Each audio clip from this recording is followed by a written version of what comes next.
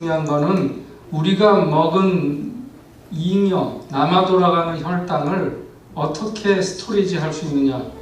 그게 안 될 때 당뇨가 오는 거거든요, 사실은. 그래서 그 저장 기능의 문제. 그 다음에 좀 더 과학적으로 들어가면은, 심층으로 들어가면, 이 우리 피 속에 있는 혈당을 잘 이용해 먹지 못할 때 오는 게 당뇨예요, 근본적으로. 그래서 이렇게 밑으로 내려갈수록 여긴 뭐 대학원 강의에 해당하는 내용입니다. 에너지원으로 활동할 수 없는.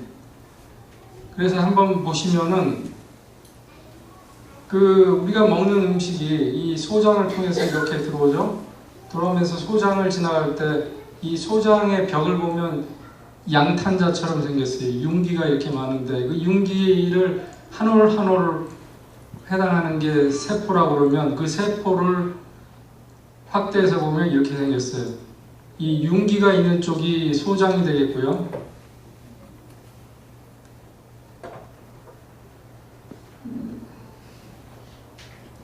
그 다음에 이쪽이 혈관입니다. 그래서 이 음식이 소장을 통과하면서 죄송합니다. 이게 새 건데 저 왼쪽 편의 그 소장에서부터 오른쪽으로 세포를 통과해야 피 속으로 흡수가 되는 거죠. 그런데 잘 보시면 이 트랜스포터가 있습니다. 트랜스포터가 있는데 그거를 이렇게 당을 이렇게 세포 안으로 들고 들어갔다가 다시 피 속으로 옮겨주는 운반자가 있어요. 그 운반자가 하는 일이 있겠고, 또 하나는 여기서 저 빨간 점 2개 보이시죠? 왼쪽에? 그게 바로 소금이에요. 소금. 당이 흡수될 때는 소금하고 같이 흡수가 됩니다. 그래서 당뇨 환자들은 짜게 먹으면 안 된다. 왜냐하면 먹는 건 뭐 얼만큼씩 먹는지는 모르지만 흡수되는 게 중요하잖아요. 근데 그거를 짜게 먹으면 족족 그 소금 2개당 당 하나가 같이 들어가요. 이렇게. 그러니까 소금이 동반자예요. 그러니까 소금만 없으면 아무리 많이 먹어도 흡수가 안 돼요. 흡수가 안 되면 혈당이 올라갈 리가 없죠. 그래서 이 짠 음식을 피해야 된다는 게 저기서 나오는 얘기고요. 그 다음에 흡수가 되면 그 다음에 어디로 갑니까? 모든 장에서 오는 이 영양분들은 이렇게 혈관을 타고 이 한 개 정맥, 그러니까 폴트라고 하는데 이걸 잘 보시면 꼭 이 배가 드나드는 길 같잖아요. 그래서 포탈 베인이라고 그러는데 한국말 문이 있죠. 그래서 문정맥이라고 하는데 여기에서 간으로 들어갑니다. 그래서 간에 가서 다 필터링이 돼요. 우리가 먹은 것 중에 독소라든지 몸에 좋지 않은 거라든지 아니면 너무 과잉으로 먹은 것까지 간에서 조절을 하게 돼 있어요. 그런데 오늘은 당뇨 얘기니까 당에 관한 하는 이 췌장에서 나온 인슐린이 간 세포한테 얘기합니다. 어느 정도 이상은 통과시키지 말게 하라고. 그래서 어느 정도 이상이 되면 간세포가 그걸 저장하게 돼 있어요. 그래서 그거를 뭘로 바꿔놓냐면 지방으로 바꿔서 저장을 해요. 지방으로 바꿔서. 그러니까 너무 많이 먹는 사람들이 지방간이 오는 이유가 그렇죠. 어쨌든 간에서 저장하는 능력이 있는데 간 외에도 근육, 그 다음에 심지어는 이 패티슈에서도 저장을 합니다. 그러니까 패티슈가 그냥 다 쓸데없는 건 줄 알았는데 최근에 오면서 패티슈의 기능이 어마어마한 일을 많이 한다는 게 밝혀지고 있어요. 저희 학생 때는 전혀 배우지 못한 얘기들이 많이 나옵니다. 그래서 이 지방세포까지 이 남아도는 혈당을 저장하는 역할을 한다. 자, 그렇게 해서 간을 통과한 피가 어디로 갑니까? 어디로 가요? 간에서 온 피가. 간 바로 위에 있는 그 횡격막을 지나서 심장으로 들어가죠. 심장으로. 심장으로 간 피는 어디로 가요? 폐를 돌고 나서 폐에서 산소를 받고 깨끗해진 다음에 온몸으로 가야 되죠.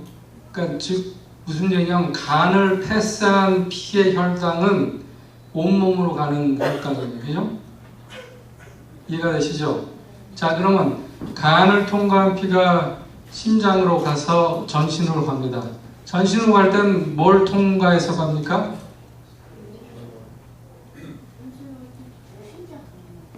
네? 혈관. 예. 심장을 통과해서 혈관.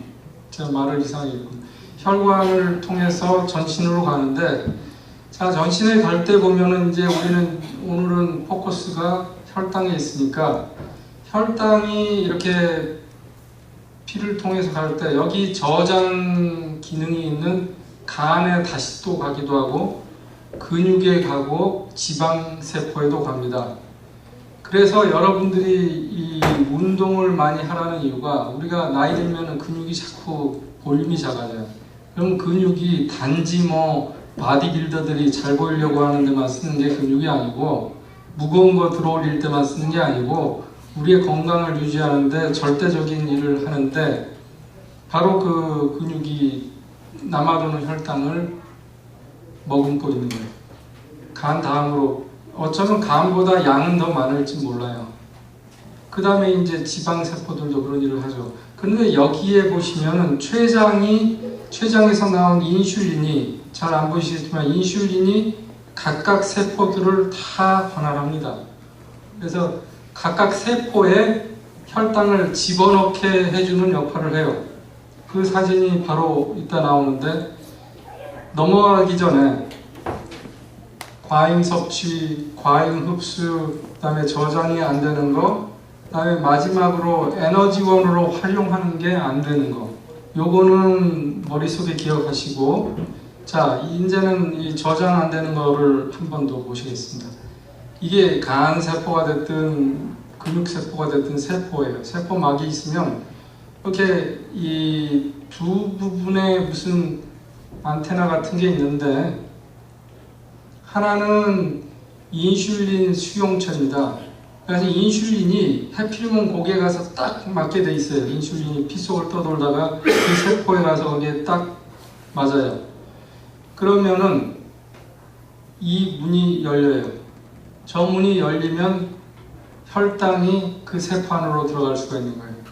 그러니까 이상구 박사님 그 설명대로 하면 엘리베이터 문을 열기 위해서 초인종을 눌러줘야 되는데 그게 바로 인슐린이 하는 일이고 이게 초인종이라면 이게 엘리베이터 문이에요. 그죠?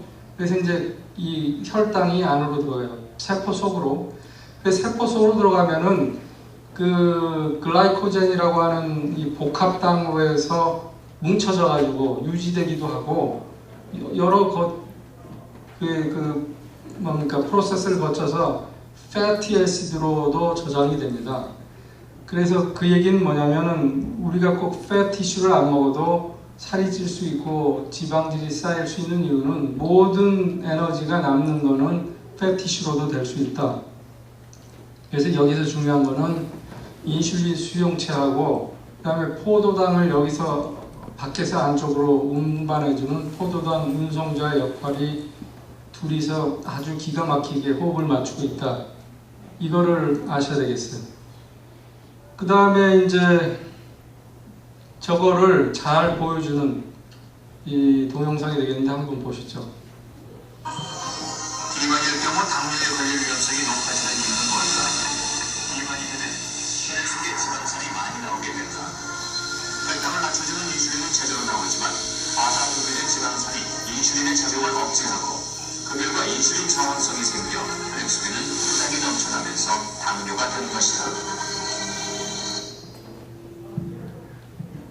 그래서 아까 그 그림에서 보는 깔때기 같은 게 인슐린인데 거기에 가서 이렇게 딱 꽂혀야 되는데 꽂히지 못하고 지방산 때문에 그래서 그 지방산이 가장 많은 경우가 복부 비만 복부 비만, 다른 데 비만보다도 복부 비만이라고 그러는 거는 소위 말해서 여러분들이 아는 배둘레 햄 얘기가 아니에요.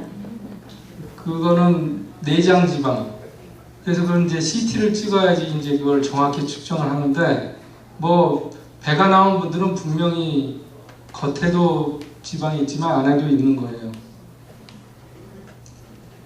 그 다음에 이제 제가 마지막으로 기억하라고 했던 게 뭐죠?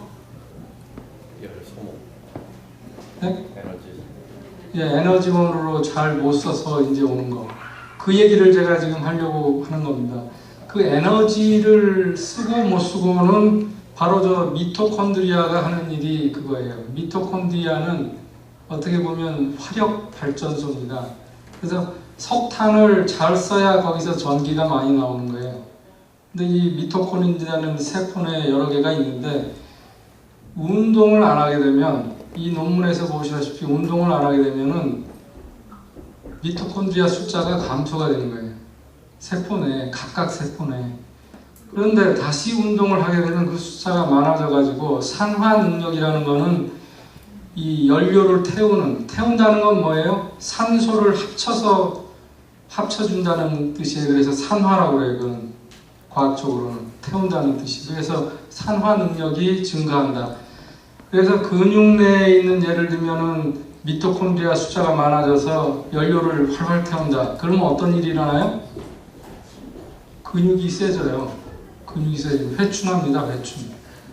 그 다음에 심장의 근육에 그런 일이 생기면 어떻게 돼요?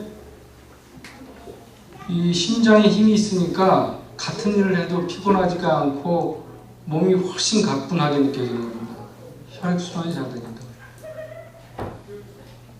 그래서 그 미토콘드리아라는 거에 대해서 좀 잠깐 보시면은, 결국은 산화라는 거는 포도당과 산소가 합쳐져서 에너지를 만드는 거예요. 그죠?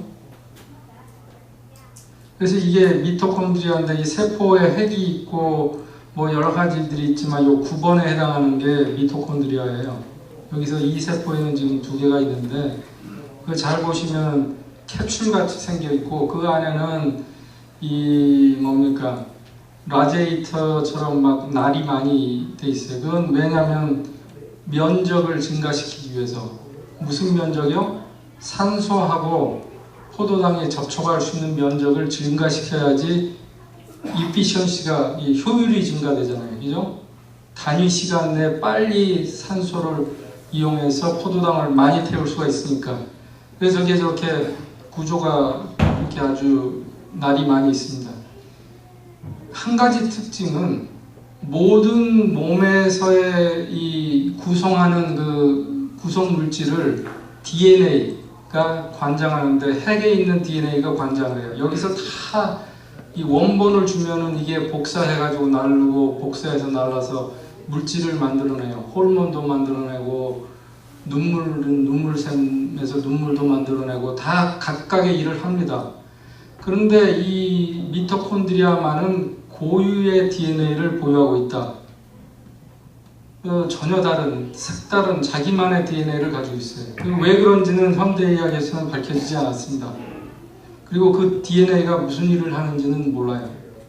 그런데 확실한 거는 요새 잘 몰랐던 파킨슨이 왜 오는지, 치매가 왜 오는지, 그 다음에 심장 근육이 이유 없이 비실비실 뛰는 병이 왜 오는지를, 당뇨도 마찬가지지만 아까 제가 물음표 해놨던 게, 그런 이유들이 지금 미토콘드리아를 점점 깊이 들어가는 과학이 발달하면서 거기서 실마리를 찾아가고 있어요.